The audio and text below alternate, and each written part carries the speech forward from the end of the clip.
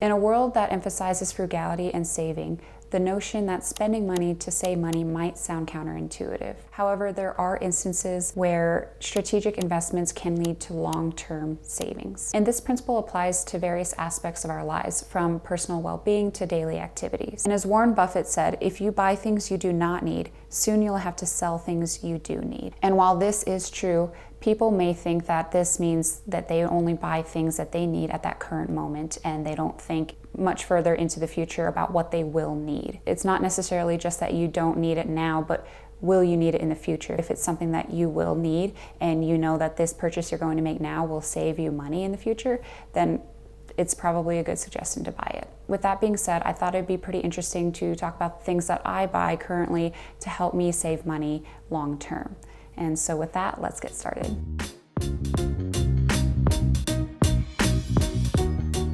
Hello, my name is Sarah. I'm a computer engineer, and this channel goes over all things engineering, personal finance, and personal development. So the concept of spending money to save money might seem paradoxical at first, but I have found that some strategic purchases have not only improved my quality of life, but also had a significant impact on my wallet. So with that, let's get into it. First up, investing in gym equipment. So I currently have a treadmill, about 4 or 5 sets of dumbbells, a barbell, as well as a chair and a workout mat. Those are just the basics that I currently need to do my own workouts at home if I need to. But this helps save money because the gym memberships can be very steep. They can be upwards of $50 to $60 a month, and that's not including the annual fee. So purchasing that gym equipment may seem expensive up front because you are paying a couple hundred, maybe even $1,000 or so here and there on that equipment. But if you are consistently using it, it will pay off over time, and you will make your money back and eventually save that money that you would have spent on a gym membership. Now, the only downsides is that you can't bring your weights with you if you go on vacation, but that's okay. You could find a hotel that has a gym in it.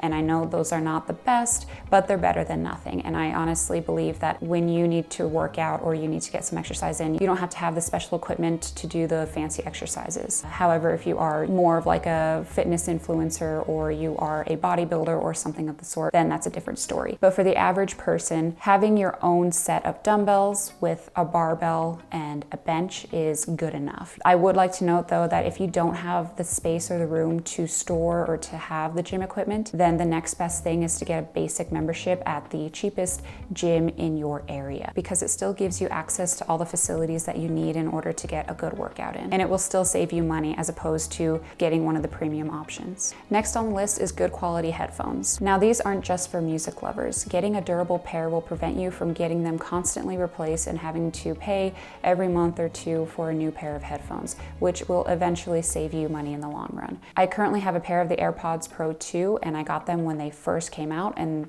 there haven't been any issues with them. So I don't know how long ago that was, probably 2-3 years ago, but honestly, I have not had to replace it and there have been no issues. And yes, it may have been about $200 at the time, but having a pair of headphones that were, I don't know, $10, $5, having to replace that every month will quickly add up to over $200 in 2 to 3 years. So that's just one thing to note. Now let's talk about the kitchen. A good quality food processor or blender may seem like a very expensive and unnecessary purchase. However, it will save you money in the long run because you will be able to create your own meals, sauces, recipes without having to purchase them at the store. I currently have a Ninja food processor and blender. I'll put it right here, and it can chop, blend, shred, mix dough, all of the things that you could think of.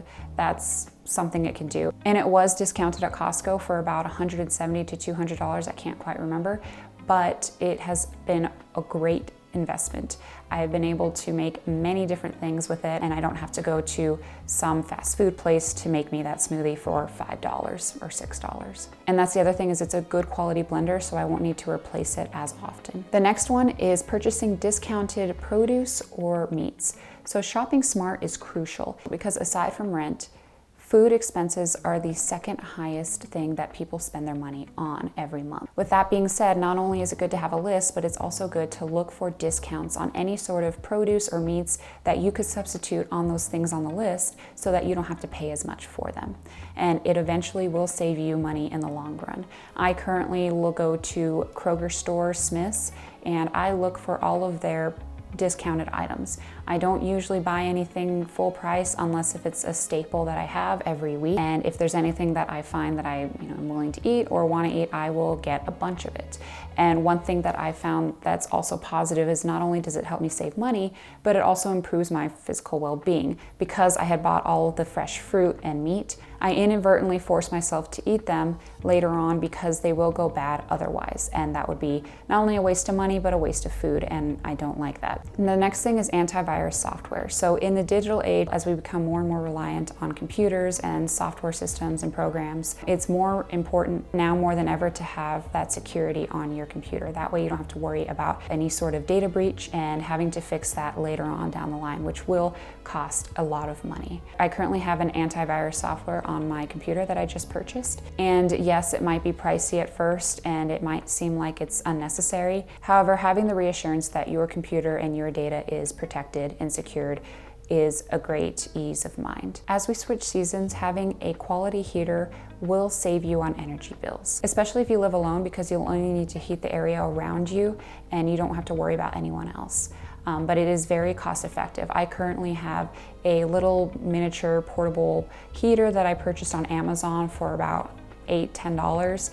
And it has saved a lot of money because I'm not having to turn on the heater for the whole house. Lastly, staying hydrated is essential. Having a reusable water jug is not only good for the environment, but it helps you save money instead of you having to constantly purchase bottled water. I currently have a huge water jug that holds about 6 to 4 ounces of water, and I fill this up every day, and my goal is to just drink it all that day. And it's also a good quality water jug because I have dropped it multiple times and it's still fine. This was also purchased at Costco and it's probably about $30. I can't quite remember. I've had it for maybe 3 years now and it's been perfectly fine. I haven't needed to replace it.